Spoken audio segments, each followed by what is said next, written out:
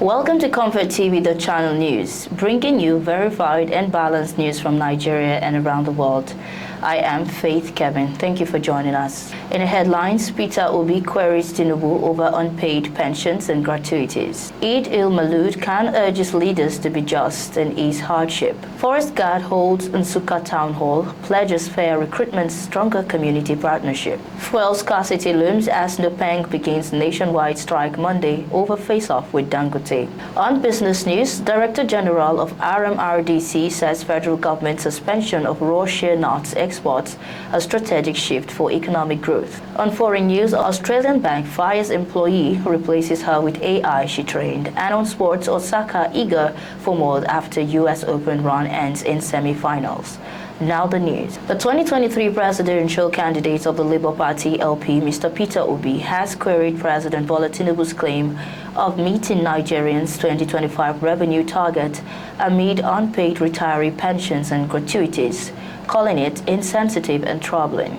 Obi expressed doubts over the president's compassion to the suffering of Nigerians whose livelihoods have suffered a lot of strain as a result of his administration's policies. The former Anambra State governor on his verified X handle wrote that having met the revenue target for the year ahead of schedule, showing sensitivity and compassion to the suffering masses by deploying resources to critical areas that will help to create jobs to alleviate the people's hardship will be helpful. He added that critical economic players and their associated institutions are undergoing a serious dearth of funds, with the effects showing in areas they support, like SMEs. He added that some of them are even protesting as they cannot meet their bank and staff needs. He sought to know why retired public servants, including servicemen and women who have risked their lives for the nation, are still protesting over unpaid gratuities and pensions. He said achieving revenue target means nothing if it does not impact the lives of the people. Also, for those who serve and build the nation, he says, who are left with unpaid entitlements in their difficult years, and those who have genuinely fulfilled their contractual obligations are SMEs with one form of debt or the other. He said the nation continues to throw its citizens into debt and despair. The Christian Association of Nigeria, CAN, has urged political leaders to embrace justice, reduce citizens' hardship, and adopt policies that promote unity as the country marks this year's Eid il-Maulud. In a statement signed Vice President Archbishop Daniel Oko, CAN said the occasion should inspire fairness, accountability, and compassion in governance. CAN noted that Nigeria is at a critical crossroads with governance challenges, worsening economic conditions, and citizens' deep yearning for credible leadership weighing heavily on the country. While congratulating Muslims on the birth of Prophet Muhammad, the association stressed that the Prophet exemplified value essential for building a just and peaceful society. He also extended warm wishes to Muslims nationwide, praying that the celebration would inspire stronger bonds across faiths and renew hope for a better Nigeria. The Enugu State Forest Guard, ESFG, held its first stakeholder town hall at Adada House, Nsukka, headquarters of Enugu North Senatorial Zone, to strengthen community partnership in forest security and unveil a transparent recruitment framework under its new E3 initiative, Eligibility, Evidence and Ethics. The meeting, hosted at the Nsukka local government headquarters, attracted stakeholders from across the zone, including traditional rulers from Nsukka, Iwe-Titi, Udenu, Iweze North, Iweze South, Uzowani, and Isuzo's local government areas. Also in attendance were farmers' cooperatives, hunters' unions, vigilante groups, youth and women associations, market leaders, and security agencies. Commander of the Forest Guard, Dr. Akimbayo Olasoji, said Nsukka was chosen as the starting point because of its vast forest belts and its central role in food production in Enugu State. Stakeholders raised concerns about illegal logging, kidnappings along forest corridors, destruction of crops, and encroachment on reserves. They called for stronger synergy between the Forest Guard, local vigilantes, and traditional rulers. The chairman of the Nsukka Council of Traditional Rulers, His Royal Majesty Igwe Dr. Herbert Nwanosike Okota Agbalakata III of Iga Ancient Kingdom, commended the initiative, stressing the need for transparency. Town unions also pledged support for the recruitment drive and intelligence gathering, stressing that community involvement was vital to the Guard's success. The town hall, which ran from 10 a.m. to 2 p.m., p.m. was followed by a closed-door coordination meeting between Forest Guard leadership and heads of security agencies, as well as media briefing outlining key resolutions. The Nsukka engagement marked the start of a 3-day statewide exercise, which later continued in Agbani Enugu East Zone and Ogu Enugu West Zone. The Nigerian Union of Petroleum and Natural Gas Workers (NUPENG) has announced that its members will commence a nationwide strike from Monday in protest against what it described as anti-union labor practices linked to the deployment of newly imported compressed natural gas (CNG) trucks by Dangote Refinery. The union's decision was contained in a statement jointly signed by its national president, Prince William Sapworeha, and General Secretary Afolabi Olawole. NUPENG recalled that on June 14, 2025, Alhaji Aliko Dangote announced plans to import 4,000 CNG trucks, later increased to 10,000 for nationwide distribution of petroleum and diesel products. According to the union, while the development initially appeared to be a welcome investment in the downstream sector, it raised questions among stakeholders, including the National Association of Road Transport Workers (NATO), about its wider implications. To clarify these concerns, NUPENG and NATO requested a meeting with Dangote, which was held on June 23, 2025, with Alhaji Sayudan Tata representing him. At the meeting, the union stated that it was informed the trucks will be operated under a new arrangement that excluded existing trade unions. NUPENG alleged that recruitment of drivers for the truck began on August 29, 2025, and that applicants were reportedly required to sign undertakings not to join existing unions in the oil and gas industry. The union described this as contrary to established labor rights. The statement said the recruitment being carried out on the condition of not joining existing unions is a matter of serious concern. NUPENG cited Section 40 of the Nigerian Constitution, which guarantees the right to freedom of association, as well as Section 9, subsection 6 of the Labor Act, which prohibits penalizing workers for joining or not joining unions. It further referenced Nigeria's ratification of the International Labour Organization (ILO) Convention number 87 on the freedom of association, stressing that the convention is binding and enforceable under Section 254C subsection 2 of the Constitution. The NUPENG also urged the Nigerian Midstream and Downstream Petroleum Regulatory Authority to exercise its statutory powers under Section 32 of the Petroleum Industry Act to promote competition and prevent restrictive practices in the petroleum sector. The union said that despite repeated efforts to engage both government agencies and the companies involved, no satisfactory resolution had been reached. Having exhausted all available avenues of dialogue, they are left with no option but to embark on a nationwide industrial action. NUPENG assured the public that the strike was not intended to create hardship, but to safeguard workers' rights and ensure a fair and competitive downstream petroleum industry. NUPENG called on the federal government to intervene and ensure compliance with labor laws. Bayelsa State Police Command has paraded 3 out of 4 suspects linked to the assault of Nancy Wilfred, whose humiliation in a viral video triggered widespread outrage. Nancy was beaten, stepped on, stripped naked, and filmed during the attack, which was later circulated online. The suspects, identified as Kadi Daniel, Miracle, and Becky, all students of the Federal University Otoke, were presented at the police headquarters in Yenigua. The 4th suspect, Favor, is still on the run. Confessing to her role, 20-year-old Daniel admitted the group assaulted Nancy under the influence of alcohol. Blessing, another suspect, expressed regret and said peer pressure worsened the situation. She further revealed that Nancy was lured to their residence, stripped and humiliated after being accused of spreading false claims that she used charms to attract men. According to Blessing, Miracle deceived Nancy into coming to the house under the guise of retrieving missing clothes. Bayelsa Police Commissioner CP Francis Idu confirmed that investigations are ongoing and pledged that all perpetrators will face justice.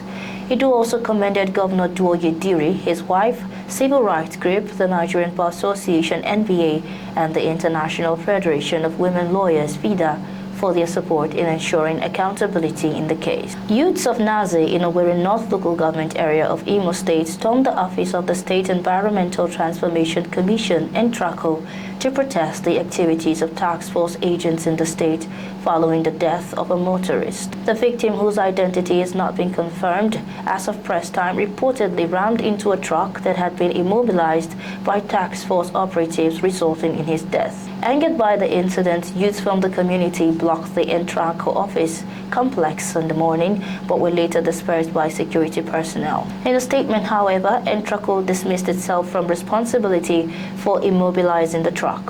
The release, signed by Entraco spokesperson Darlington Chidera Ibekwe, explained that the operation was carried out by the State Ministry of Transport. According to reports, operatives of the Ministry of Transport Truck Enforcement Department stopped a noodle truck hours of 6 a.m. to 6 p.m. Sadly, this led to the truck being immobilized. And in the course of events, another vehicle, an Acura MDX, rammed into it, causing a tragic accident that claimed a precious life. The Commission expressed condolences to the family of the deceased while clarifying that Entraco was not involved in the enforcement exercise. ComfortTV.channel's news continues shortly with business, foreign, and sports news.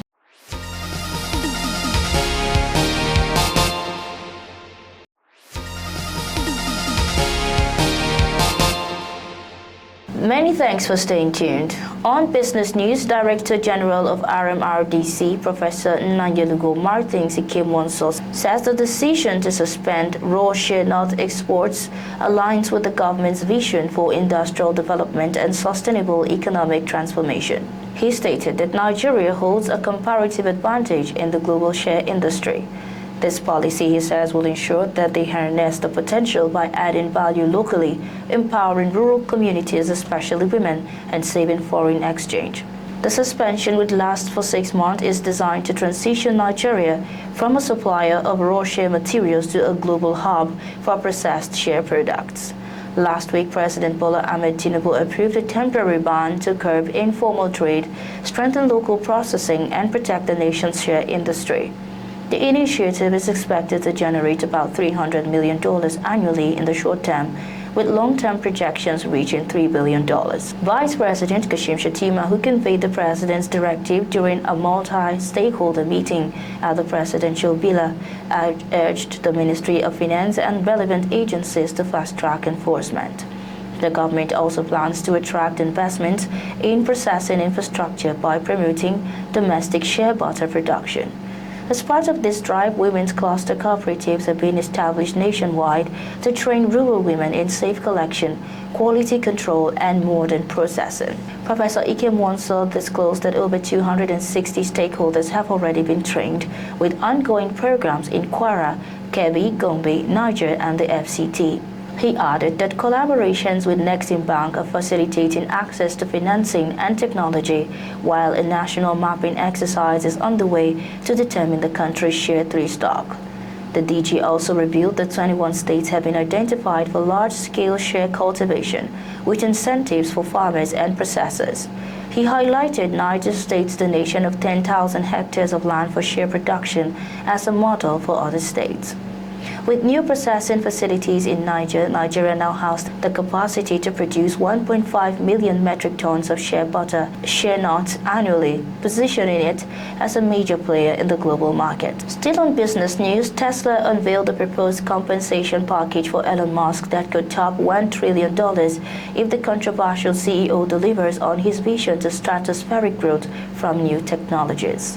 The plan, which runs for 10 years and must be approved by shareholders, provides Musk with up to 12% of current total shares, according to a filing with the U.S. Securities and Exchanges Commission. Tesla's current market capitalization is just over $1 trillion, down somewhat from its peak following recent weak earnings. Analysts have attributed some of the sales woes to Musk's embrace of far-right politician, which has sparked criticism. But Musk has described Tesla's potential growth as nearly boundless, saying in July that if the company delivers on its vision for autonomous driving and artificial intelligence, Tesla will be the most valuable company in the world by far. Early this month, Tesla announced an interim compensation award worth about $29 billion for Musk, asserting the need to retain the controversial CEO at the moment of fierce competition for top talent. The development comes as Tesla challenges a Delaware court ruling that struck down a 2018 package for Musk of about $55.8 billion. Tesla chair Robin Denholm and board member Caitlin Wilson Thompson described the new package as a super ambitious incentive package for a pioneering, ambitious, and unique CEO. The proposed compensation package was included in Tesla's proxy statement for shareholders ahead of an annual meeting on November 6. In the foreign scene, a Commonwealth Bank employee has revealed she was sacked after 25 years, unaware that she had been helping train AI to take over her role. Bank teller Catherine Sullivan, 63, said she was completely unaware that her work was preparing a chatbot to replace her before being made redundant in July, ending a long career with the bank. Ms. Sullivan, who had supported technologies aimed at improving customer service, said she was blindsided by the decision. Her final duties involved scripting and testing chatbot responses for CBA's Bumblebee AI, and she would step in whenever the bot failed to answer customer queries. She added that while she sees the purpose for AI in the workplace, safeguards are necessary, adding that while she embraces the use of AI and can see a purpose for it in the workplace and outside, she believes that there needs to be some sort of regulation to prevent copyright infringements or replacing humans. The bank later admitted the AI rollout had been a mistake after customer calls surged, showing the technology could not fully replace staff. CBA reversed some redundancies and offered affected employees their jobs back. But Ms. Sullivan chose redundancy, citing that her new role lacked the security of her original position. Ms. Sullivan shared her experience at an AI symposium at Parliament House organized by the Australian Council of Trade Unions ACTU. ACTU Assistant Secretary Joseph Michel stressed the need for a national agenda to ensure AI empowers jobs, workers, and economic growth. Reserve Bank Governor Michelle Bullock added that employers would need to invest in training and education for workers affected by AI, warning of potential labor market disruptions. And on sports, Naomi Osaka felt inspired by her US Open run and said she couldn't be mad or upset after losing to Amanda Anisimova in the semifinals on Thursday. The four-time Grand Slam champion from Japan had not progressed to the second week of a major since winning the Australian Open for a second time in 2021. Only three women, Australians Margaret Court and Yvonne Goolagong and Belgium's Kim Clijsters, have won Grand Slam single titles in the Open era after having children. Osaka, 27, returned to the courts in early 2024 after giving birth to a daughter.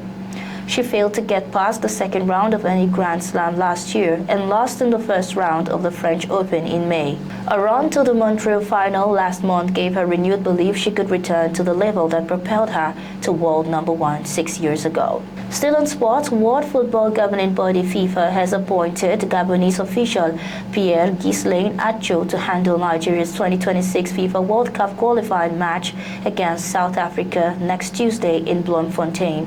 The matchday 8 fixture in the African qualifiers will be played at the Toyota Stadium. Acho will be supported by fellow Gabonese officials Boris Malé Disoga, assistant referee, Amos Abegnindong, assistant referee 2, and Craig Fleury Makagni, fourth official. Oliver Safari Kabane from the Democratic Republic of Congo will serve as a referee assessor, while Uganda's Mike Letty has been named match commissioner. And that's our news bulletin for today. But before we go, here is a recap of our top stories.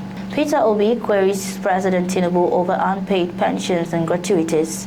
Eid al-Maulud, Khan urges leaders to be just and ease hardship. Forest Guard holds Nsukka Town Hall meeting, pledges fair recruitment, stronger community partnership. Fuel scarcity looms as Nupeng begins nationwide strike Monday over face-off with Dangote. 5 Bayelsa police parade 3 university students. On business news, Director General of RMRDC says federal government suspension of raw share nut exports a strategic shift for economic growth. On the foreign scene, Australian bank fires employee, replaces her with AI. And on sports, Osaka eager for more after US Open run ends in semi-finals. Thanks for watching. For breaking news, exclusive interviews, and more, follow us online at ComfortTV.channel. on all platforms. Remember to like and share our videos, subscribe to our channel, and click on the notification bell so you don't miss out on any updates. I'm Faith Kevin. Until next time, stay safe, stay informed.